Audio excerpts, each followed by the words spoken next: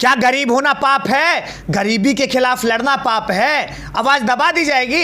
ऐसा हर जगह नहीं हो सकता भैया।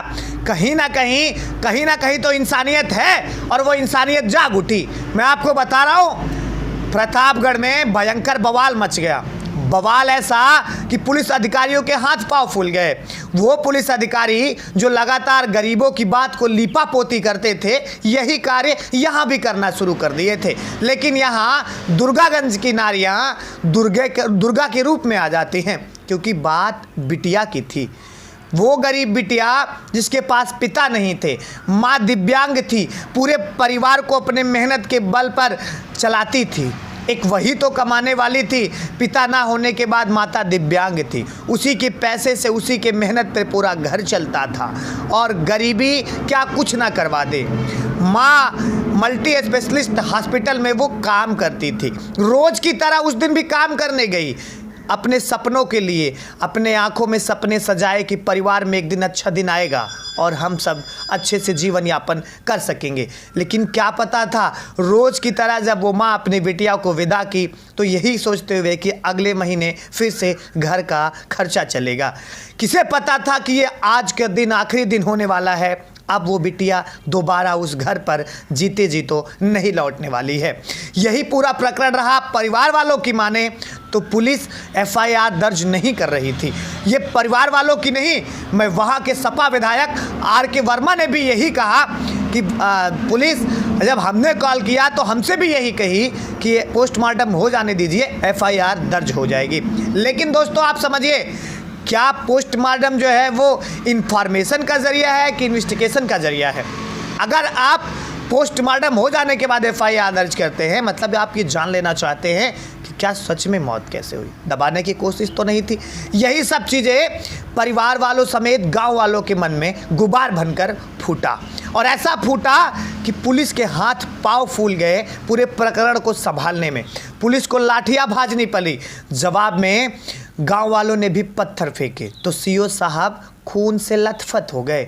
खून से लथपथ सीओ साहब मोर्चा संभाले रहे, और पूरा प्रकरण देखते ही देखते इतना बड़ा हो गया कि कई थानों की फोर्स और पुलिस के बल बुलाने पड़े। और ये सब प्रकरण तब हो जाता है जब एक गरीब के लिए पूरा गांव खड़ा हो जाता है। और बाद में पता ये चली, जो हमारे पास जब तक मैं ये वीडियो शूट कर रहा हूँ जो इन्फॉर्मेशन है, अभी आधिकारिक तौर पर 2 लोगों की गिरफ्तारी बताई जा रही है, वो भी पूछताछ के लिए। इसमें आरोपी की कोई बात नहीं है। अगर जो मृतक कोमल सरोज है उनकी माँ की माने तो रोज़ की तरह बिटिया काम पर जाती है। काम पर जाने के बाद वो 2-4 मरीजों का इलाज भी करती है।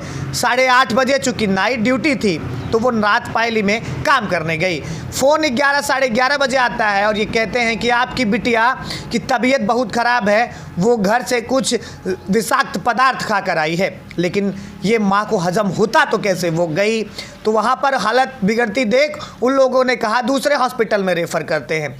और माँ दूसरे हॉस्पिटल को सोचकर जब एम्बुलेंस में बैठे और अपने घर आई, उसके घर ही एम्बुलेंस चली आई। ये देखकर माँ के तो होश उड़ गए। माँ को किसी अनहोनी का अंदेशा हो गया।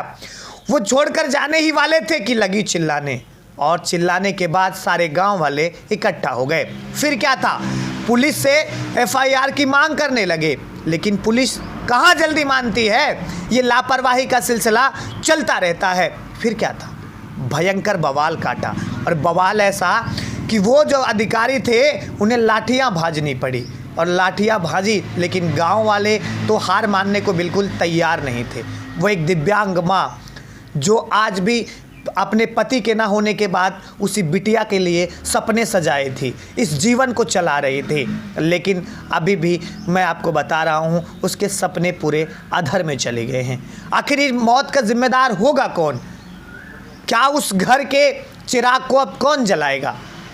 कोई है जो उस माँ का सहारा दे सके? एक बिटिया बची है जो छोटी है, लाचार है, कैमरे पर लगातार रोई जा रही है।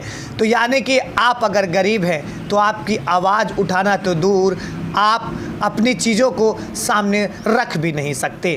खैर, इस पूरे घटना की मैं जानकारी लेकर आपके बीच फिर से आऊँगा। आप कहीं मत जाइए, आपकी आवाज़ उठाता रहूँगा। आपका अपना विनय विवादिया।